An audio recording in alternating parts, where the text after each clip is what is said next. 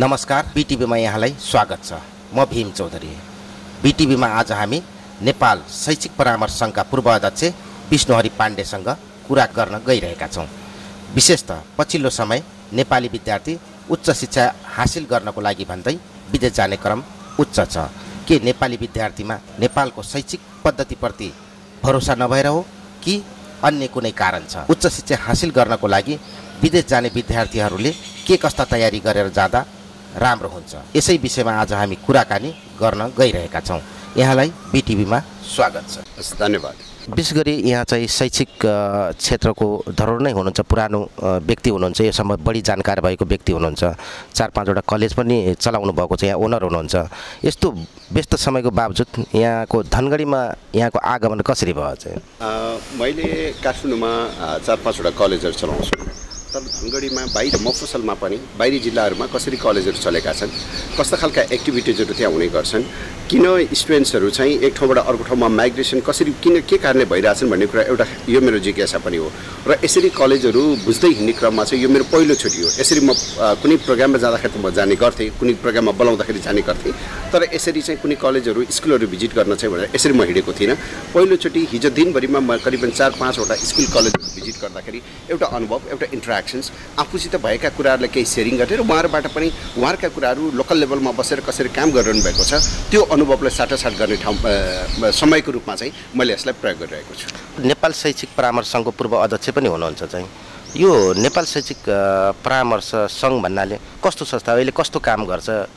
नेपाल शैक्षिक परामर्श सङ्घ करिबन नेपाल अधिराज्यभरि रहेका 600+ कन्सल्टेन्सीहरूको एउटा छाता सङ्गठन हो, जुन कन्सल्टेन्सीले एउटा करियर काउन्सिलिङ गरेर विद्यार्थीहरूलाई चाहिँ विदेशमा अध्ययनका निम्ति पठाउने गर्छ। र पछिल्लो समयमा विद्यार्थीहरूलाई विदेशमा अध्ययनका निम्ति मात्रै होइन कि स्वदेशमा पनि एउटा करियर काउन्सिलिङ गर्ने। अब करियरको उसको पाथ चाहे यो त्यो एसई सकेको स्टुडेन्ट्स होस्, ऊ +2 अथवा ब्याचलर्स पढ्नको लागि कस्ता खालका युनिभर्सिटी कलेजहरू चुज गर्ने, यो एउटा करियर काउन्सिलिङको एउटा माध्यमको रूपमा रहेको एउटा छाता सङ्गठन हो, जुन विगत 28 वर्षदेखि नेपालमा क्रियाशील रहेर स्टुडेन्ट्सको एउटा उसको रोजाइ, गन्तव्य र अभिभावकको इच्छा चाहनालाई पूर्ति गर्ने एउटा साझा संस्थाको रूपमा चाहिँ अगाडि बढेको छ। तपाईँ चाहिँ विशेष गरी यो विभिन्न कलेजहरूको ओनर हुनुहुन्छ, सञ्चालक हुनुहुन्छ। यस्ता कलेजहरू चाहिँ अब धनगढीमा हेर्दाखेरि पनि प्रत्येक स्कुलहरूमा पनि कलेज, +2 लेभलका कलेज, ब्याचलर लेभलका कलेज, विभिन्न लेभलका कलेजहरू खुलेका छन्, पढाइ हुन्छन् चाहिँ। अनि यत्रो धेरै कलेज खुल्दा पनि पछिल्लो पटक हामीले रोज हेर्छौँ, विशेष गरी एयरपोर्टमा चाहिँ एयरपोर्टको दृश्य हेर्दाखेरि ठुलो सङ्ख्यामा विद्यार्थीहरू चाहिँ विदेश पढ्न जान्छन्। किन होला? कि यहाँको शिक्षाप्रति मान्छे चाहिँ अलिकता भरोसा नभएर हो कि के हो चाहिँ? सबभन्दा पहिला चाहिँ मान्छे एउटा सामाजिक चेतनशील प्राणी हो। हिजो जङ्गलबाट चाहिँ गाउँमा आयो, गाउँबाट सहर आयो, सहरबाट पनि राजधानी केन्द्रित भएर राजधानीबाट पनि अझ उसले विभिन्न गन्तव्यहरू उसले चाहिँ चुज गर्न थाल्यो। अहिलेको यो कम्पिटेटिभ ग्लोबल युगमा चाहिँ एउटा बेटर देन द बेस्टको कन्सेप्टबाट चाहिँ विद्यार्थीहरूले त्यो खालको चाहना राख्नु त्यो स्वाभाविक कुरा हो, त्यसलाई नकार्न सकिँदैन। चाहे त्यो विकसित मुलुक होस्, चाहे अविकसित मुलुक होस्, एकबाट अर्को ठाउँमा विकसित मुलुकबाट पनि विद्यार्थीहरू एक देशबाट अर्को देशमा जाने यो ट्रेन्डहरू चाहिँ चलिरहेको छ। त्यसै गरिकन नेपालबाट पनि हो। पछिल्लो समय हेर्दाखेरि चाहिँ नेपालबाट अलि ठुलो मात्रामा विद्यार्थीहरू बाहिर गएको हामी पाउँछौँ। विद्यार्थीहरू पनि 3 प्रकारले विद्यार्थीहरू बाहिर जान्छन्। एउटा विद्यार्थी जो चाहिँ एकाडेमिकली साउन्ड छ, फाइनेन्सियल ऊ राम्रो छ, त्यो विद्यार्थीले केही समय विदेशमा ऊ अध्ययन गर्छु र फर्केर आउँछु र यहाँ यही नीति आफूले सिकेको ज्ञान सिपलाई चाहिँ नेपालमै नै लागू गर्छु भनेर जान्छ। एउटा र दोस्रो खालको विद्यार्थी चाहिँ जसले विदेशमा अध्ययन गर्न जाने र विदेशमा अध्ययन गर्न गइसकेपछि सर्टेन फाइनेन्सियल ऊ कमजोर भए तापनि एउटा त्यही काम गर्छु र उसले चाहिँ आफ्नो डिग्रीलाई कम्प्लिट गर्छु र एउटा माइग्रेसनको रूपमा पनि उसले त्यसलाई लिएको छ भने तेस्रो खालको विद्यार्थीले टोटल्ली माइग्रेसन पर्पजका निम्ति एडुकेसन्सलाई चाहिँ अथवा स्टुडेन्ट्स भिजालाई युज गरेर जान्छ। यो विद्यार्थीहरूलाई स्वदेशमा त्यस्ता खालका राम्रा खालका इन्स्टिट्युसनहरू नभएका कारणले मात्रै गएका होइनन् कि त्यो एउटा चाहना उनीहरूको हो। तर राज्यप्रति राज्यले चाहिँ यहाँभित्र पनि गर्न सकिन्छ भन्ने कुराको एउटा भाइब्रेसन, एउटा विश्वास क्रिएट गर्न सकेको खण्डमा यस्तो खालको ट्रेन्ड चाहिँ एउटा अहिले अलिकति बढी गएको देखिए तापनि त्यो कुरालाई रोक्न चाहिँ सकिन्छ। तपाईँहरूको 4-5वटा कलेजको ओनर पनि हुनुहुन्छ, यहाँ चाहिँ विदेशतिर पनि विद्यार्थीहरूलाई पठाउनुहुन्छ पढ्नको लागि चाहिँ। अनि तपाईँहरूको कलेजले कस्ता पढाइ गर्छ, कुन ठाउँमा गएर विद्यार्थीहरूले चाहिँ त्यहाँ गएर चाहिँ तपाईँ कलेजमा पढ्न सक्छन्, त्यहाँ चाहिँ कस्तो सुविधा छ, कस्तो विषयहरू छन् यहाँले पढाउने कलेजहरूमा चाहिँ? म काठमाडौँ केन्द्रित रहेर काठमाडौँ ललितपुरमा गरेर करिबन एउटा 4-5 वटा स्टुडेन्ट्स के अरे कलेजहरूको एउटा नेटवर्कहरूमा सञ्चालन गर्छु। एभरेस्ट कलेज 1998मा इस्टाब्लिस भएको कलेज जसले प्योरली म्यानेजमेन्टको रूपमा यसले पढाउँछ। +2 देखि मास्टर्स लेभलसम्म पाइन्छ भने कोलम्बस कलेज हामीसित नयाँ चोकमा छ जसले +2 साइन्स म्यानेजमेन्ट ह्युमेनिटिज र ब्याचलर्स लेभलका प्रोग्राम मास्टर्स लेभलका प्रोग्रामहरूमा यसले पढाउँछ भने त्यसै गरिकन प्रिमियर कलेज, त्यसै गरिकन काठमाडौँ नेसनल कलेज र प्योरली आइटी कलेजको रूपमा हामीले वेदास कलेजलाई जावलाखेलमा जुन सबै कलेजहरू मैले लिड गर्ने कलेजहरू 15-18 वर्षभन्दा बढी समय चाहिँ आफ्नो एउटा लिगेसी, आफ्नो एउटा सक्सेसको लिगेसीलाई कन्टिन्यू गरिसकेको एउटा रिजल्ट, एउटा सेन्टर फर एक्सिलेन्सको जुन मोटोका साथ हामी एडुकेसन सेक्टरमा छिरेका थियौँ, त्यो सेन्टर फर एक्सिलेन्सको जुन मोटोलाई प्राप्ति गर्ने हिसाबले त्यो आज त मैले भन्ने पनि गर्छु एउटा टपर प्रोड्युसिङ फ्याक्ट्रीको रूपमा चाहिँ मैले नेटवर्क मेरो सञ्जालमा भएका कलेजहरूले त्यो खालको रिजल्टहरू दिइरहेका छन् र हामी अलिकति बढी स्टुडेन्ट सेन्ट्रिक सबै कलेजहरूमा हामी +2 मा यति नै नम्बर अथवा कुनै लिमिटेसन त एनईबी बोर्डले हामीलाई तोकेको छैन, तर हामीले आफ्नो लिमिटेसन दायरा हामीले आफै तोकेका छौँ। अब एभरेस्ट कलेजमा पढ्ने भने 250 विद्यार्थीलाई मात्रै हामी भर्ना गर्छौँ। कोलम्बस कलेजमा भयो भने त्यो 500 जना विद्यार्थीलाई मात्रै हामी भर्ना गर्छौँ। त्यही कुरा प्रिमियर कलेजको +2 भयो भने हामी 1000 विद्यार्थीलाई मात्रै भर्ना गर्छौँ। यो मैले किन भनिरहेको छु भने स्टुडेन्ट्सले त्यहाँ गएर उच्च शिक्षा अथवा +2 एडुकेसन्स पढिरहँदाखेरि 2 वर्षको मात्रै डिग्रीको लागि हाम्रो नेटवर्क, हाम्रो सञ्जालमा विद्यार्थीहरू आएका छैनन्। म जहिले पनि विद्यार्थीहरूलाई भन्ने गर्छु कम्तीमा पनि 6 वर्षको प्लान गर्नुपर्छ +2 र ब्याचलर्स लेभल, किनभने +2 एडुकेसन्स भनेको फाउन्डेसन हो। जति फाउन्डेसन स्ट्रङ हुन्छ त्यति नै लेभलमा चाहिँ ब्याचलर्सका प्रोग्रामहरूमा उसले सफलता प्राप्त गर्न सक्छ। यदि +2 स्ट्रङ भएन भने राम्रा इन्स्टिट्युसनहरूमा उसले ब्याचलर्स लेभलको एडमिसन धरि पाउँदैन। त्यो हिसाबले चाहे त्यो चाहिँ होटल म्यानेजमेन्ट होस्, चाहे कम्प्युटर साइन्स होस्, चाहे बिजनेस स्टडिज होस्, चाहे मार्केटिङ होस्, चाहे फिजिक्स होस्, चाहे बायोलोजी होस्, सबै सेक्टरमा चाहिँ एकदम स्पेसिफिक भएर नो टु ट्युसन्सको कन्सेप्टबाट फेरि मैले नो टु ट्युसन्स चाहिँ हामी कहाँ पढ्ने विद्यार्थीहरूले ट्युसन पढ्न चाहिँ पाउँदैन। इफ इन केस विद्यार्थीलाई चाहिँ उसलाई आवश्यकता रह्यो, विद्यार्थीले कुनै सब्जेक्टमा कमजोर भयो भने उसले कलेज आफैले त्यसलाई एक्स्ट्रा क्लास दिएर पढाउँछ र त्यो फ्री अफ कस्ट हो। स्टुडेन्ट सेन्ट्रिक भएको कारणले पनि मैले एउटा कोटा निर्धारण गरेर पढाइरहेको छु। त्यस कारणले आफ्नै एउटा मैले आफूले भन्ने गर्छु unique selling point USP create गरेको कारणले र म आफैले पनि as being a CEO cum chairman बसेर यो सञ्जालहरू चलाइरहँदाखेरि म आफै पनि इन्डिभिजुअल स्टुडेन्टसित एउटा इन्ट्रेक्सन गर्ने, त्यो स्टुडेन्ट्स त्यो पहुँचमा पुग्ने गरी चाहिँ आफ्नो एउटा नेटवर्किङ, आफ्नो एउटा सिस्टम डेभलप गरेको कारणले अरूभन्दा हामी फरक ढङ्गले चाहिँ हाम्रो नेटवर्कहरूमा कामहरू हामीले गरिरहेका छौँ। +2 लेभलमा यो छ भने ब्याचलर्स लेभलमा चाहिँ म यो कामपछि भनौँ न पढाइपछि चाहिँ जबको एउटा एस्युरेन्स गर्ने। बैचलर्स लेवल पढ़ने स्टूडेंट्स चाहे बीबीए पढ़ने होस्, चाहे बीबीएम होस्, बीसी होस्, बीएससी सीएसआईटी बीबीएस होस्, यो इन्टर्नशिप पनि हामीले पेड इन्टर्नशिपको रूपमा लगेका छौँ। कुनै पनि विद्यार्थीले मैले पेड इन्टर्नशिप पाएन भने त्यो कलेजले चाहिँ ग्यारेन्टी गर्छ विद्यार्थीलाई पेड इन्टर्नको लागि। त्यति मात्र होइन, स्वदेशमा चाहिँ काम गर्ने अथवा विदेशमा गएर उच्च शिक्षा लिनु पर्यो भने सबै कुरा फ्री अफ कस्टमा रहेर स्टुडेन्ट्सको करियरसित जोड्ने गरी, प्लेसमेन्टसित जोडिने गरी हामीले एउटा प्लेसमेन्ट सेल चाहिँ जुन डेभलप गरेका छौँ कलेजभित्र। त्यो प्लेसमेन्ट सेलले नेपालभित्रका रहेका चाहिँ इन्स्टिट्युसनहरू, कर्पोरेट हाउसहरूसित टाइप गर्छ र विद्यार्थीलाई ब्याचलर्स लेभल पछि चाहिँ एउटा जबको ग्यारेन्टी गर्छ।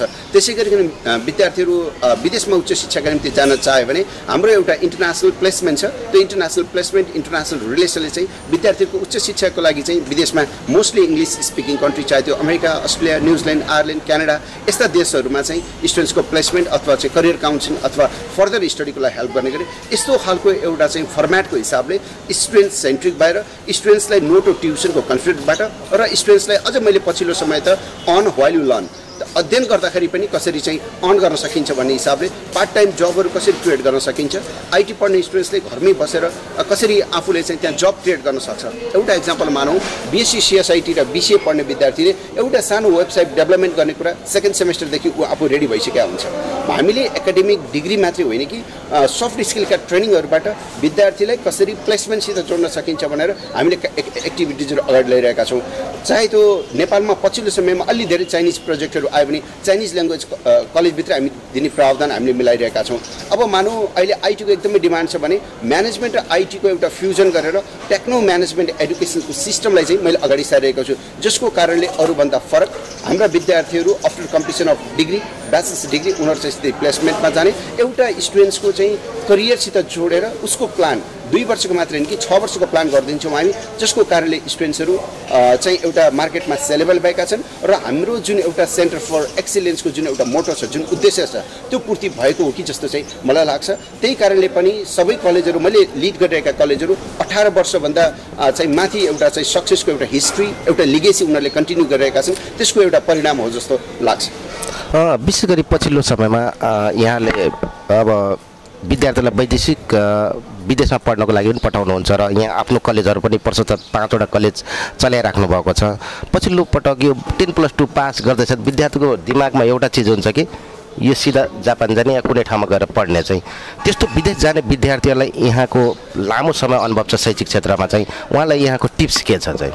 म नेपाल शैक्षिक परामर्श सङ्घको इक्यानको एउटा कार्यकाल, चाहे त्यो कोषाध्यक्ष, उपाध्यक्ष र अध्यक्ष र इमिडिएट पास्ट प्रेसिडेन्टको हिसाबले लामो समय यो सेक्टरमा म भएको र विदेशमा मात्रै होइन कि स्वदेशमा पनि कलेजहरू चलाउनु भएको हुनाले मेरो एउटा के मान्यता छ भने शिक्षा सबैका लागि स्वदेशमा होस् या विदेशमा, विद्यार्थीहरू जहाँ गएर अध्ययन गर्दा पनि हुन्छ, तर आफ्नो क्यापेसिटी के हो, आफ्नो इन्ट्रेस्ट के हो होइन, पढिसकेपछि त्यसले चाहिँ आफ्नो करियरमा कस्तो खालको त्यसले सपोर्ट गर्छ, त्यो आफ्नो इन्ट्रेस्ट, प्यारेन्ट्सको इन्ट्रेस्ट र पढेको कुराहरू सोसाइटीमा कति कन्ट्रिब्युट गर्न सकिन्छ भन्ने हिसाबले चाहिँ विद्यार्थीहरूले सोच्नुपर्छ जस्तो लाग्छ।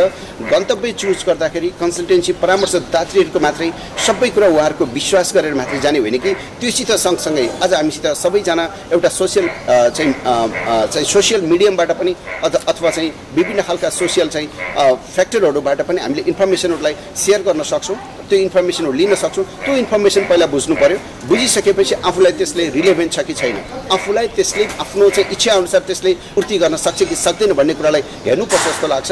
र त्यो पढिसकेपछि नेपालमा आउँदाखेरि त्यसको स्कोप के छ भन्ने कुरा पनि विद्यार्थीले बुझ्नुपर्छ जस्तो लाग्छ। फाइनेन्सियल कुरा कन्सल्टेन्सीले अहिले तिमी 6 महिनाको लागि फी लिएर गएर बाँकी तिमी कमाएर तिर्छौ अथवा तिमीले पढ्न सक्छौ भन्ने कुरालाई मात्रै विश्वास गर्ने होइन, ओभरअल आफ्नो एडुकेसनको प्लान गरेर गयो भने मात्रै विद्यार्थीले सफलता प्राप्त गर्न सक्छ। होइन भने विद्यार्थी एउटा विदेश जाने कुरामा चाहिँ विदेश कुनै कन्सल्टेन्सीमा पुग्ने बित्तिकै म विदेश गएको जस्तो फिल गर्ने र चाहिँ युनिभर्सिटी कलेजमा गइसकेपछि अनि होइन मैले सोचे जस्तो भएन भने कन्सल्टेन्सीलाई दोष दिने अथवा त्यसबाट चाहिँ एउटा फ्रस्ट्रेसन, डिप्रेसनको लेभलमा जानुभन्दा प्रपर प्लानिङ गऱ्यो भने मात्रै विद्यार्थीले सफलता प्राप्त गर्न सक्छ। म्यानेजमेन्टमा एउटा भनाइ छ, planning is half work done. यदि हामीले प्लानिङ प्रपरली गऱ्यो भने आधा काम त त्यही बेलामा सकिसकेको हुन्छ र बाँकी एजुकेसनको मात्रै कुरा हुन्छ। त्यही भएर विद्यार्थी र अभिभावकले विदेश अध्ययन जाने कुरा त्यति सहज छैन, त्यति सजिलो छैन, त्यसो राम्रोसित प्रिपेयर गरेर गयो भने मात्रै सफलता प्राप्त गर्न सकिन्छ। होइन भने विद्यार्थीलाई पठाउने कुरा मात्रै छिमेकीको छोराछोरीले यस्तो गर्यो भन्ने मात्रै कुरा होइन कि राम्रा पक्षहरू समाजमा देखिएका छन्, कतिपय नराम्रा पक्षहरू त्यहाँ गएर अध्ययन गर्ने विद्यार्थीले पनि देखाइरहेको हुँदैन। त्यसलाई राम्रोसित बुझेर मनन गरेर चाहिँ योजना बनाउन हुन म अनुरोध पनि गर्दछु। विशेष गरी नेपालमा चाहिँ भनाइ छ मास्टर डिग्री गरे पनि चाहिँ काम पाइँदैन, चाहिँ ब्याचलर गरे पनि काम पाइँदैन। यसको मतलब चाहिँ यहाँको कलेजमा चाहिँ काम पाइने टाइपको चाहिँ पढाइ विषयहरू पढाइ हुँदैन के हो जस्तो लाग्यो चाहिँ। कस्तो विषय पढाउँदाखेरि यहाँका विद्यार्थी जो चाहिँ मास्टर डिग्री गर्छन्, ब्याचलर डिग्री गर्छन्, उनीहरूले काम पाउन सक्छन् चाहिँ? यसमा मेरो अनुभवमा म के देख्छु भने हाम्रो काम चाहिँ पढिरहने मात्रै भयो। हामी एसी गऱ्यौँ, एसी गरेपछि +2 गर्छौँ, +2 गरेपछि ब्याचलर्स र ब्याचलर्स गरेपछि मास्टरसित हामी कामसित जोडेर आफूलाई त्यो इन्डिपेन्डेन्सी, त्यो लिडरसिप डेभलप गर्ने गरी हामीले कुनै प्लानै गरेनौँ जस्तो मलाई लाग्छ। यसमा सबभन्दा ठुलो चाहिँ हाम्रो सोसाइटीले चाहिँ छोराछोरीहरू आफूसित सँगै हुँदाखेरि चाहिँ कम्तीमा उसलाई ब्याचलर्स मास्टरसम्म कम्प्लिट गराइदिन पाए हुन्थ्यो भन्ने एउटा माइन्डसेट पनि हो। हामीले हाम्रो पढाइ त कामसित जोडेर हुनुपर्छ जस्तो मलाई लाग्छ। त्यही भएर सबै प्राय गरिकन एजुकेसन इन्स्टिट्युसन चलाउने सर म्यामहरूको मैले कुरा सुने भने चाहिँ होइन पढ्नुपर्छ, मास्टर्स पिएचडी गर्नुपर्छ भन्ने म प्राय सुन्छु, तर म कहिले पनि त्यो मान्यतामा म विश्वास गर्दिनँ। एउटा मिनिमम स्ट्यान्डर्ड भनेको ब्याचलर्स लेभलको एडुकेसन लिनुपर्छ, तर ब्याचलर्स लेभल लिइसकेपछि त्यो 6 वर्ष +2 र ब्याचलर्समा जुन उसले सिकेको सिप छ त्यो सिपलाई चाहिँ व्यवहारमा उतार्यो भने मात्रै उसले सफलता प्राप्त गर्न सक्छ। नभए बिबिए पढाएको छ तर बिबिएको नम्स अनुसार बिबिएको जुन कोर भ्यालु छ, बिबिएमा पढ्दाखेरिको जुन मिडल क्लासको म्यानेजर लेभलको जुन एडुकेसन उसले प्राप्त गर्छ, यदि उसले त्यो सोसाइटीमा कन्ट्रिब्युट गरेन भने त त्यो पढाइको किन अर्थ भएर? बिसिए पढाएको छ, बिएससी सिएसआइटी पढाएको छ, बिएचएम पढाएको छ, बिआइएम पढाएको छ, त्यो लेभलको 120 क्रेडिट आवरभन्दा बढीका कोर्सहरू उसले कम्प्लिट गरेको छ, तर उसले कामसित जोडेको छैन। यसमा चाहिँ दुवैजनाको यसमा दोष हो जस्तो मलाई लाग्छ। एउटा त जति पनि इन्स्टिट्युसनले पढाइरहनु भएको छ, पढाउने कुरा कामसित रिलेभेन्ट भयो भने मात्रै सफलता प्राप्त गर्न सकिन्छ। हामी बढी चाहिँ एकाडेमिक्स रिजल्टलाई बढी फोकस गर्न थाल्यौँ। त्यो भनेको चाहिँ GPA 4/4 लिएर आउनेको एउटा प्रतिस्पर्धाको कारणले गर्दाखेरि पनि हामीले विद्यार्थीलाई चाहिँ कामसित, हामीले विद्यार्थीलाई चाहिँ त्यो गेट रेडी फर वर्कको अवधारणामा हामीले लैनौँ जस्तो मलाई लाग्छ। त्यसो हुँदाखेरि स्कुल कलेजले पनि गेट रेडी फर वर्कको अवधारणामा विद्यार्थीलाई लग्यो भने चाहिँ ती विद्यार्थीहरू मार्केटमा बिकाउ हुन्छन् र त्यो त्यसरी चाहिँ एउटा कामसित जोडिने गरी पढियो भने मात्रै उसले सफलता प्राप्त गर्न सक्छ। त्यसो हुँदाखेरि त्यही कुरा उसले विदेशमा गयो भने +2 सकेको विद्यार्थीले पहिलो सेमेस्टर पढ्दादेखि ऊ कामसित जोडिन्छ, ऊ काम गर्छ पार्ट टाइम। तर नेपालमा बस्दा उसले काम गरेको हामीले त अनुभव चाहिँ देखेका छैनौँ। मार्केटमा हेऱ्यो भने पनि ब्याचलर्स मास्टर्स गरिसकेपछि बल्ल चाहिँ उसले काम गर्ने एउटा त जुन ट्रेन्ड छ त्यो कारण पनि अर्को हो जस्तो मलाई लाग्छ। त्यसो हुँदाखेरि काम ठुलो र सानो भन्ने हुँदैन। हामी त्यही कुरा चाहिँ विदेशमा गएर एउटा क्लिनिङको काम गर्न तयार छौँ भने आज हामी नेपालमा बसेर त्यो क्लिनिङको काम गर्न हामी चाहिँ तयार छैनौँ। त्यसो हुँदाखेरि काम भनेको चाहिँ त्यसको आफ्नै भ्यालु छ, आफ्नै त्यसले एउटा पे गरेको छ। त्यो पेलाई रेस्पेक्ट गरेर, त्यो कामलाई भ्यालु रेस्पेक्ट गरेर चाहिँ कामसित आफूलाई जोड्नुपर्छ जस्तो मलाई लाग्छ। यसरी पढाइको खण्डमा मात्रै थ्योरीलाई भन्दा पनि प्र्याक्टिकल एडुकेसन्सलाई अझै बढी, त्यही भएर मैले एउटा सिस्टम बनाएको छु। प्र्याग्मेटिक एडुकेसन सिस्टममा नेपालमा रहेका अबका चाहिँ कलेज युनिभर्सिटीहरू त्यो ढङ्गले ढालिनुपर्छ। प्र्याग्मेटिक एडुकेसन सिस्टम नभएको कारणले र हामी कलेज चलाउनेले पनि त्यो खालको माइन्डसेट नभएको कारणले चाहिँ यो समस्या भएको हो। विशेष गरी हिजोदेखि यहाँ चाहिँ यो सुदूरपश्चिमको अस्थायी मुकाम पनि यो धनगढी चाहिँ यो प्रदेशको एउटा मात्र उपमहानगर हो चाहिँ, किनभने प्रत्येक प्रदेशमा चाहिँ महानगरसम्म हुन्छ, तर यो सुदूरपश्चिममा PCDA को क्षेत्र भन्छन् होइन।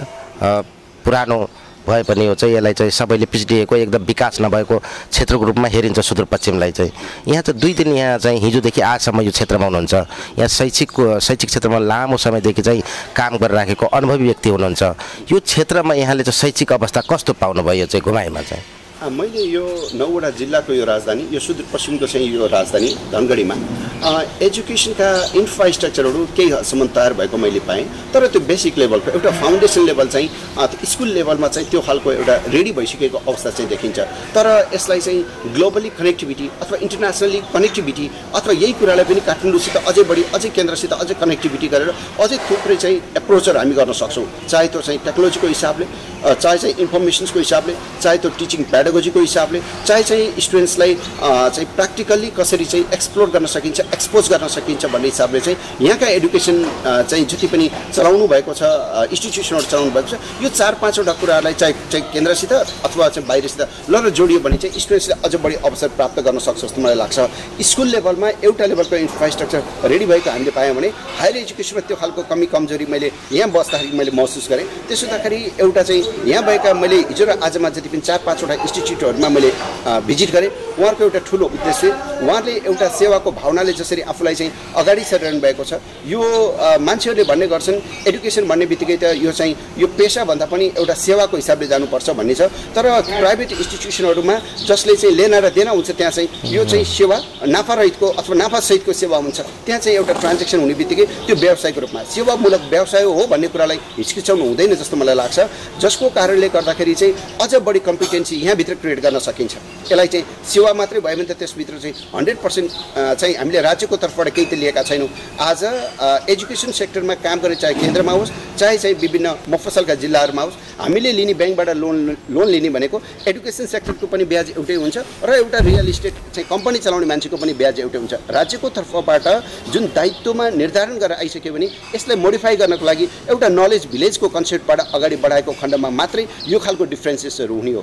आज हामी काठमाडौँमा जुन तरिकाले इन्स्टिट्युसनहरू चलेका छन् त्यही ढङ्गले नै सुदूरपश्चिममा चलेको हामी पाउँछौँ। तर इन्फ्रास्ट्रक्चर, त्यो इन्फ्रास्ट्रक्चर भनेको बिल्डिङको मात्र इन्फ्रास्ट्रक्चर होइन कि, चाहे त्यो टेक्नोलोजी होस्, चाहे इन्फर्मेसन होस्, चाहे त्यो टेक्नो म्यानेजमेन्ट एडुकेसन्स रिलेभेन्ट कुराहरू होस्, चाहे स्टुडेन्ट्सको ओभरअल डेभलपमेन्टमा कन्ट्रिब्युट गर्ने कुराको इन्फ्रास्ट्रक्चरमा चाहिँ केही कमी छ। तर जुन तरिकाले यहाँ बढेको मैले देखेँ, जसरी सरहरूको जुन विचार जसरी अगाडि बढाउनुपर्छ त्यो सन्तोषजनकै छ। र त्यही गति गयो भने धनगढीले पनि केही समयमा एउटा चाहिँ एडुकेसन्समा एउटा मोडर्नाइज गर्ने र टेक्नोलोजीले इक्विप भएर अगाडि बढ्ने चाहिँ त्यो अवसरहरू चाहिँ मैले प्राप्त गरेँ।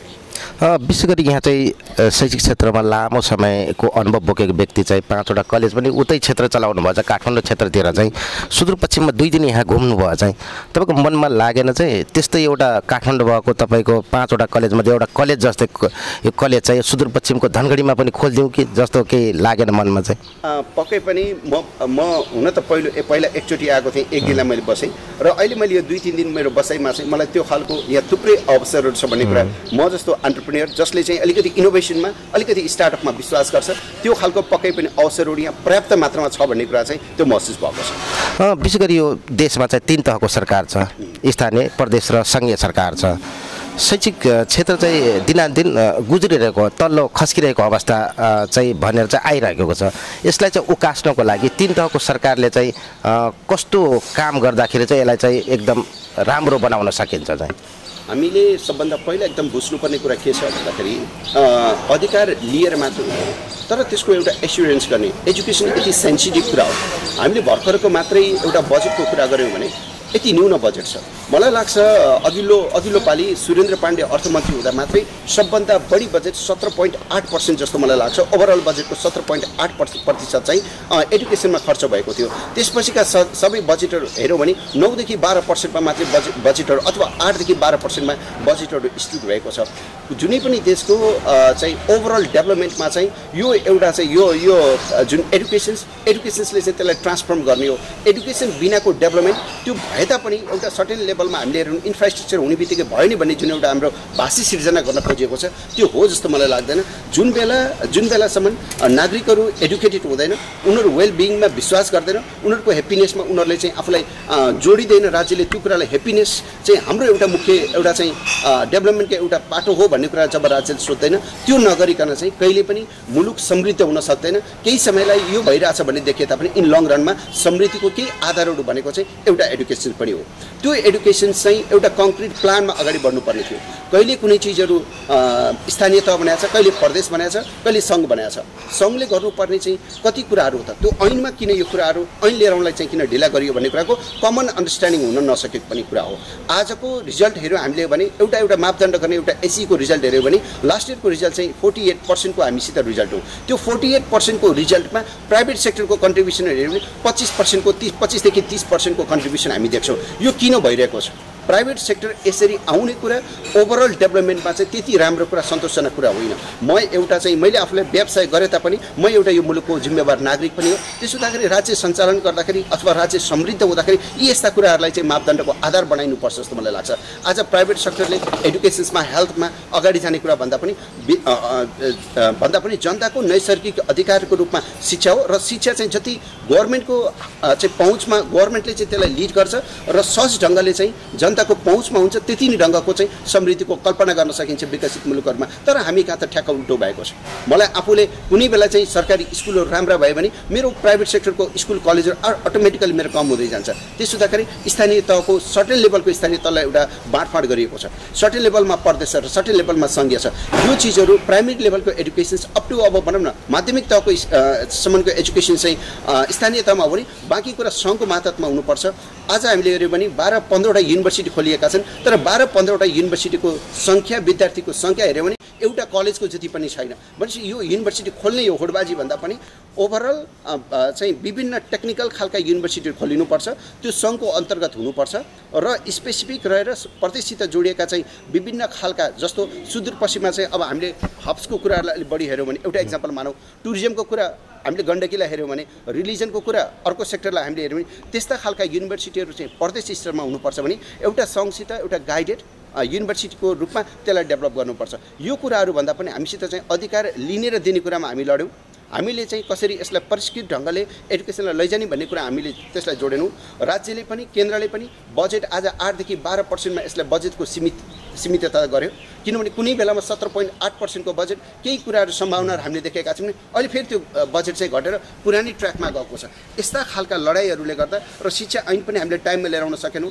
जिम्मेवारी त जवाफदेहिता हामीले त्यो सिर्जना गर्न सकेनौँ। यी कारणले गर्दाखेरि नेपालमा प्राइभेट सेक्टरहरू अगाडि बढ्ने र स्थानीय अथवा प्रदेश अथवा सङ्घीय सरकारहरूका माध्यमबाट चलेका इन्स्टिट्युसनहरू चाहिँ अलिकति पछाडि जाने ट्रेन्ड बढ्यो। यो एउटा राम्रो सिम्टम्स छैन।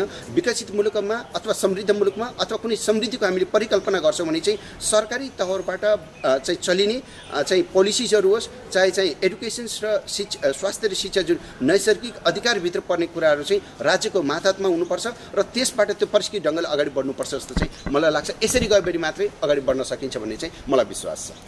सरकारी स्कुलमा विद्यार्थीको सङ्ख्या अत्यन्त न्यून हुनु र प्राइभेटमा चाहिँ अत्यन्त बढी हुनु, यसको कारण के होला चाहिँ? सबभन्दा पहिला कुनै पनि व्यवसायले इन्भेस्टमेन्ट गरेपछि उसले लगानी गरिसकेपछि उसले ROI रिटर्न अफ इन्भेस्टमेन्ट हेर्छ।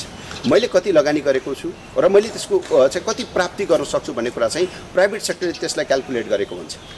मैले त्यसलाई लगानी गरिसकेपछि त्यसको एउटा रिजल्ट, त्यसको एउटा एकाउन्टेबिलिटीमा मेरो ध्यान हुन्छ, मेरो त्यसमा नियमन गर्ने कुरामा मेरो ध्यान हुन्छ।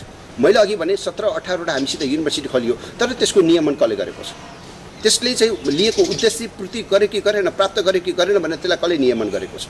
युनिभर्सिटीहरू हामीले हेऱ्यौँ अथवा कलेजहरू स्कुलहरू हामीले गभर्मेन्ट स्कुलहरू हेऱ्यौँ भने त्यसको नियमनकारी निकाय छ, नभएको होइन। तर त्यो जिल्ला शिक्षाबाट हेर्नुपर्ने कुरा कतिको हेरिएको छ, स्थानीय तहबाट हेर्नुपर्ने कुराहरू कतिको हेरिएको छ। यी सबै चिजहरू त्यो एकाउन्टेबिलिटी आफूले फिल नगरेको कारणले गर्दाखेरि आज प्राइभेट सेक्टरको यो ढङ्गले अगाडि बढेको छ। डेभलपमेन्टको लागि मैले अघि भने बेसिक आधार भनेको एडुकेसन हो, तर यो बेसिक आधार चाहिँ पूर्ति गर्ने कुरा, राज्यको कुरा चाहिँ जुन एउटा एस्योर गर्ने कुरा थियो त्यो प्राइभेट सेक्टरबाट सम्भवै छैन। तर हामीले आफूले लगानी गरिसकेपछि त्यसको एकाउन्टेबिलिटी हामीले फिल गर्छौँ, त्यसलाई गभर्न गर्छौँ, त्यसलाई पोलिसी बनाउँछौँ, त्यसलाई मोनिटरिङ गर्छौँ, त्यसलाई रिजल्ट सेन्ट्रिक बनाउँछौँ र अनि हामीले उपलब्धि लिन्छौँ। तर त्यही कुरा चाहिँ उता हेऱ्यो भने त्यो हुँदैन। अर्को कुरा चाहिँ हामी जहिले पनि टेक्नोलोजीमा अलिकति विश्वास गर्छौँ। टेक्नो म्यानेजमेन्ट एडुकेसन्स अघि मैले भने टेक्नो म्यानेजमेन्ट एडुकेसन्सित रिलेभेन्ट भएर हामीसित चाहिँ पढेका विद्यार्थीहरू कसरी बिक्री हुन्छन् भन्ने कुरालाई हामीले आज भर्ना गर्ने बेलामा ध्यान दिन्छौँ भने त्यही कुरा गभर्मेन्टमा हामीले हेऱ्यो भने पढाएर सकिने 4 वर्षको डिग्री 2 वर्षको डिग्री पढाएर सकिने कुरा मात्रै उहाँहरूको प्रायोरिटीमा पर्यो। त्यस हुँदा त्यो एकाउन्टेबिलिटी लिने कुरा यो फेरि कसैले सिकाएर हुने कुरा होइन, आफूले मनन गर्ने कुरा हो। हामी जिम्मेवार भएर त्यसमा चाहिँ हामीले एउटा कन्ट्रिब्युट गरेका छौँ भने त्यो जब त्यही पनि उत्तिकै हुनुपर्छ। यो कुरा चाहिँ ओभरअल एउटा कलेज एउटा युनिभर्सिटीले मात्रै चाहेर हुने होइन कि यो ओभरअल पोजिटिभ चाहिँ एउटा भाइब्रेसन क्रिएट गर्न सक्यो राज्यले भने चाहिँ त्यो ढङ्गले अगाडि बढ्न सक्छ र रिजल्ट देखिन्छ जस्तो चाहिँ मलाई लाग्छ। जस्तै केही समय अगाडि चाहिँ यो शिक्षकहरू चाहिँ शैक्षिक हडतालमा थिए, चाहिँ आन्दोलनमा थिए, चाहिँ शिक्षा ऐन ल्याउनुपर्छ भनेर चाहिँ। के यो शिक्षा ऐन आउँदैमा यो पढाइको स्तर सुध्रिन्छ होला र? मलाई त्यस्तो लाग्दैन। मलाई त्यस्तो किन पनि लाग्दैन भने ऐन आउँदैमा सुध्रिने र ऐन नआउँदैमा नसुध्रिने भन्ने होइन। शिक्षकहरूको जति पनि मागहरू छन् त्यो मागलाई राज्यले त्यो सडकमा आउने गरी चाहिँ परिस्थिति त्यो निर्माण गर्नुहुन्थ्यो। यो शिक्षा ऐन हामीलाई चाहिएको छ। शिक्षा ऐन नभइकन बेसिक कुराहरूमा पनि एउटा सामान्य जसीकरण गर्न पनि हामीलाई धेरै गाह्रो भइरहेको छ। त्यो जब राज्यलाई फिल छ र ऐनलाई चाहिँ वर्षौँ राखेर त्यसलाई पेन्डिङमा राख्ने यो पनि राम्रो कुरा होइन। यसलाई एउटा टास्क फोर्सले, हामीसित शिक्षा समिति छ, हामी संसदमा पूर्ण रूपमा छलफल गर्न सक्दैनौँ। त्यो शिक्षा समितिले एउटा शिक्षा समितिलाई एउटा चाहिँ एउटा मिनी संसदको रूपमा पनि त्यसलाई लिन्छ। सबै पार्टीको स्टेक होल्डरहरू त्यहाँ बसेर आफ्ना पोलिसिजहरूलाई त्यसभित्र छलफल गरेर डायलग गरेर शिक्षक आन्दोलनसित रिलेटेड रहेका शिक्षकहरूसित पनि त्यो भित्र राखेर योलाई एउटा चाहिँ एउटा मिलाएर यसलाई चाहिँ एउटा ऐन लिएर आउन सकेको खण्डमा बारम्बार शिक्षकहरू पनि यो आन्दोलनमा अथवा यो रिजल्टको बेलामा अथवा एक्जामको टाइममा सडकमा आउनुपर्ने त्यो बाध्यता हुन्थेन। राज्यको एउटा मानसिकता पनि के भए पनि आन्दोलन नगरिकन सडकमा नआइकन गर्नुपर्ने कुराहरूलाई पनि त्यो ढङ्गले एउटा सिरियसली गम्भीर त्यसलाई चाहिँ मनन नगरेको पनि हामी पाउँछौँ। यो दुःखद कुरा हो। तर यो शिक्षा ऐन आउँदैमा सबै कुरा सुध्रिन्छ त कायापलट हुन्छ त भन्ने कुरा चाहिँ म मान्दिनँ। शिक्षा ऐन लिएर आउनुपर्छ। शिक्षा ऐनको मार्फतबाट शिक्षकहरूका चाहिँ जुन मागहरू छन् त्यसलाई सम्बोधन गर्न सक्नुपर्छ। तर सम्बोधन गर्दाखेरि हाम्रो चाहिँ एउटा नेपालीमा एउटा उखान पनि छ नि, घाँटी हेरेर हार्नेले भने जस्तै त्यो कतिसम्म अहिले गर्न सकिन्छ एउटा तत्कालीन गर्नुपर्ने कुरा र केही र एउटा दीर्घकालीन गर्ने हिसाबले यसलाई क्याटेगोराइज गरेर गएको खण्डमा चाहिँ इन लङ रनमा एडुकेसन्सभित्र एउटा खालको जुन माग छ शिक्षकहरूको त्यसलाई एउटा रिभोल्युसन लिएर आउन सकिन्छ। तर त्यति गर्दैमा शिक्षकहरूले चाहिँ सबै कुरा राम्रो हुन्छ त त्यो होइन।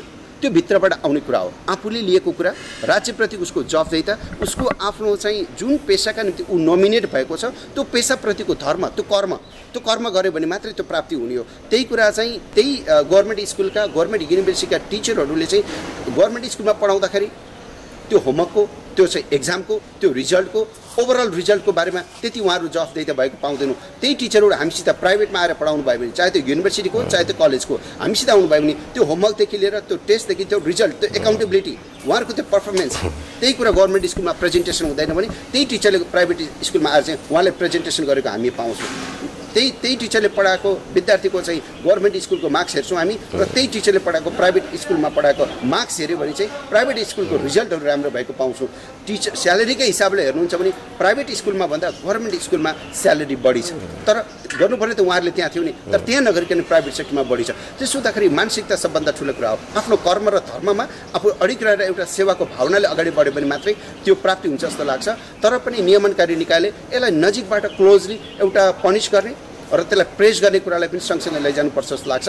त्यही कुरा स्वदेशमा भयो भने चाहिँ नगर्ने, त्यही कुरा विदेशमा भयो भने गर्ने, यो खालको मानसिकताबाट चाहिँ हामी मुक्त हुनुपर्छ जस्तो लाग्छ। अनि बल्ल देशलाई एउटा सोचेको जस्तो एउटा समृद्धि र एडुकेसनमा रिभोल्युसन लिएर आउन चाहिँ सकिन्छ। यहाँहरूलाई केही भन्न छुटेको छ भने चाहिँ विशेष गरी शैक्षिक क्षेत्र सुधारको लागि चाहिँ केही यहाँको महत्त्वपूर्ण केही कुरा भन्नु छ भने यहाँले पनि भन्न सक्नुहुन्छ। सबभन्दा पहिला विद्यार्थी अभिभावकहरू चाहे स्वदेशमा अध्ययन होस् चाहे विदेशमा अध्ययन होस्, प्राय गरिकन म अभिभावकलाई हेऱ्यो भने आफूले प्राप्त नगरेको कुराहरू विद्यार्थीहरूले आफ्नो छोराछोरी सन्ततिलाई चाहिँ त्यो खालको कुराहरू, त्यो खालको सेवा सुविधा दिने कुराहरू चाहिँ बढी प्यारेन्ट्सहरूले गरेको हामी पाउँछौँ। जसरी प्यारेन्ट्सहरूले एउटा स्ट्रगल गरेर एउटा हाइट आफूले बनाउनु भएको छ, विद्यार्थीलाई पनि अथवा आफ्नो सन्ततिलाई पनि त्यो खालको स्ट्रगल, त्यो खालको प्लानिङ, त्यो खालको करियर डेभलपमेन्ट, त्यो खालको काउन्सिलिङ गरेर विद्यार्थीलाई चाहिँ अगाडि बढाइदिनु भएको खण्डमा विद्यार्थीले पनि आफ्नो सेल्फ मोटिभेटेड हुने, आफूले पनि प्लान गर्ने, ऊ जहिले पनि आफ्नो करियरप्रति एउटा चाहिँ चिन्ता लिने र उसले एउटा चाहिँ सपना बनाउने उस चाहिँ त्यो ढङ्गले अगाडि बढ्छ जस्तो लाग्छ। न कि विद्यार्थीको सबै चिज आफूले गर्न नपाएका कुराहरू आफ्नो छोराछोरीलाई दिएर सबै चिज प्राप्त हुन्छ भन्ने क्रममा चाहिँ म विश्वास गर्दिनँ। विद्यार्थीको ओभरअल डेभलपमेन्टमा चाहिँ विद्यार्थी आफूले आफूलाई चाहिँ एउटा सेल्फ अडिट गरिकन, चाहे त्यो कलेज युनिभर्सिटी होस् चाहे चाहिँ अभिभावक होस्, यसले एउटा सेल्फ अडिट गर्ने एउटा चाहिँ सिस्टम त्यहाँ डेभलप गरिदिनु भयो भने पनि विद्यार्थीले आफूलाई रियलाइज गर्न सक्छ। जहिले पनि स्वदेशमा अथवा विदेशमा जहाँ अध्ययन गरे तापनि हुन्छ, किनभने एडुकेसन्सको कुनै चाहिँ बााउन्ड्रिज हुँदैन, यो बियोन्ड द बोर्डरको कुरा हो। मैले त्यही भएर भन्ने गर्छु, अघि मैले भने शिक्षा सबैका लागि स्वदेशमा होस् या विदेशमा जहाँ अध्ययन गर्दा पनि हुन्छ, तर त्यसको प्रपर प्लानिङ हुनु पऱ्यो। भर्नाका लागि मात्रै भर्ना होइन कि आफ्नो करियर काउन्सिलिङ, करियरसित जोडिएर चाहिँ आफ्नो अध्ययन गर्नु पऱ्यो। अब प्लस 2 पढ्ने विद्यार्थीले आज प्लस 2 को मात्रै कुरा सोचेर पढेर हुँदैन। अबको 6 वर्षपछि नेपालमा चाहिँ कति हुन्छ इन्जिनियरिङको स्कोप, कति हुन्छ मेडिकलको स्कोप, कति हुन्छ आइटीको स्कोप, कति हुन्छ बैंकिङ अथवा म्यानेजमेन्टको स्कोप, यसलाई 6 वर्षको प्लान गरेर अब चाहिँ 11 कक्षा पढ्ने भाइ बहिनीहरूले चाहिँ यो योजना बनाएर पढ्यो भने त्यो खालको अवसर कति छ भन्ने कुरा आफूलाई पनि थाहा हुन सक्छ। अबको 6 वर्षपछि यो मार्केटमा चाहिँ सिभिल इन्जिनियरहरू बढी मात्रामा भएर जब नपाइने हो भने आज किन हामी इन्जिनियरिङ पढ्ने कुरालाई, सिभिल इन्जिनियरिङ कुरा पढ्ने कुरालाई चाहिँ बढी ध्यान दिने। अबको 6 वर्षपछि आइटी एकदमै राम्रो हुँदैछ, अहिलेभन्दा अझै मल्टिप्लाई भएर धेरै राम्रो हुन्छ नि, अहिलेदेखि नै आइटीको प्लान गर्नुपर्ने होला। अबको 6 वर्षपछि म्यानेजमेन्ट त्यही ढङ्गको स्कोप छ भने अब प्लस 2 र बिबिए पढ्नुपर्ने होला। यो 6 वर्ष 2 वर्षको प्लस 2 लाई मात्रै हेरेर होइन, साथीभाइ अथवा अभिभावकले कसले के भन्यो भन्दा पनि आफ्नो इन्ट्रेस्ट, आफ्नो प्यासन्स र करियर कसरी बन्छ भन्ने कुराको प्लानिङ गरेर पढ्यो भने मात्रै विद्यार्थीले रिजल्ट होस्। यो विद्यार्थीको अथवा जनताको एउटा नैसर्गिक अधिकारभित्र पढ्ने जुन शिक्षा छ त्यसमा राज्य गम्भीर भएर लाग्नुपर्छ। पोलिसी बनाउने मात्रै कुरा होइन कि नियमनकारी निकायले त्यो ढङ्गको नियमन गरेर एउटा एकाउन्टेबिलिटी फिल गरेर, चाहे त्यो स्थानीय सरकार होस् चाहे सङ्घीय सरकार होस् चाहे युनिभर्सिटी होस् चाहे कलेजहरू होस्, त्यो ढङ्गले एउटा मोनिटरिङ गर्ने र एउटा प्रेस गर्ने, एप्रिसिएसन गर्ने र पनिस गर्ने, दुईटै कुरालाई प्यारलली लिएर गएर एउटा रिजल्ट ओरिएन्टेड भयो भने मात्रै हामीले जुन एउटा सपना बोकेका छौँ सुखी नेपाली समृद्ध नेपालको, त्यो ढङ्गले चाहिँ एउटा सपना साकार हुन्छ जस्तो मलाई लाग्छ। होइन हामी जहिले पनि डेबेट गऱ्यौँ, आन्दोलनले मात्रै प्राप्ति हुन्छ भन्ने कुरा गऱ्यौँ, कति आन्दोलन गर्ने, आन्दोलन हामीले धेरै गऱ्यौँ, त्यो आन्दोलनले मात्रै रिजल्ट होइन कि अब आन्दोलन सबै चिज छोडेर अब मुलुकको विकास गति होइन, शिक्षा, स्वास्थ्य एउटा एस्युरेन्स गर्ने कुरा, संविधान प्रदत्त कुराहरूको एउटा कार्यान्वयनको फेजमा हामी जानुपर्छ जस्तो लाग्छ। यी कुराहरू गऱ्यो भने मात्रै अगाडि जान्छौँ। धनगढीमा म यो 2-3 दिनको जुन मैले पाएँ, यहाँका इन्फ्रास्ट्रक्चरहरू स्कुल लेभलमा राम्रो देखेँ मैले, तर त्यही ढङ्गको चाहिँ एउटा टेक्नोलोजीसित यसलाई युज टु बनाउने। म पसलमा बस्दाखेरि पनि म एउटा केन्द्रमा बसे जस्तो चाहिँ त्यो जनताले चाहे यहाँका चाहिँ पब्लिकहरूले त्यो विद्यार्थीले त्यो आभास अनुभूति हुने गरी यहाँका इन्स्टिट्युसनहरू पक्कै पनि चल्यो भने चाहिँ यसले एउटा राम्रो गति लिन सक्छ जस्तो लाग्छ। देश विकासमा शिक्षा अपरिहार्य छ। जुन देशमा शिक्षा राम्रो छ त्यो देशको मात्रै समृद्धि भएको हामी देख्न सक्छौँ। इतिहासहरूलाई हेऱ्यो भने पनि, समृद्ध मुलुकहरूलाई हेऱ्यो भने पनि, त्यही भएर सबैले आफ्नो आफ्नो ठाउँबाट रोल प्ले गर्यो भने यो भन्ने मात्रै होइन कि मैले मेरो ठाउँबाट पनि मैले त्यो ढङ्गको जिम्मेवारीका साथ अगाडि बढेँ भने पक्कै पनि सफलता प्राप्त गर्न मिल्छ जस्तो लाग्छ। अब दोष दिने बेला भन्दा पनि अब आफूले कर्म गर्ने बेला, सबै मिलेर अगाडि बढ्ने बेला आएको छ। यो ढङ्गले सम्पूर्णलाई अगाडि बढ्न हुन म अनुरोध पनि गर्छु। आफ्नो व्यस्त समयका बावजुद पनि हामीलाई समय दिनुभयो, यसका लागि यहाँलाई धन्यवाद। पुनः पनि यस्ता बहस लिएर हामीहरू आउने बाचा गर्दै क्यामेरामा सहयोग गर्ने रोशन चौधरी र दीपक थापासहित म पनि आजलाई बिदा हुन्छु। हस्त नमस्ते।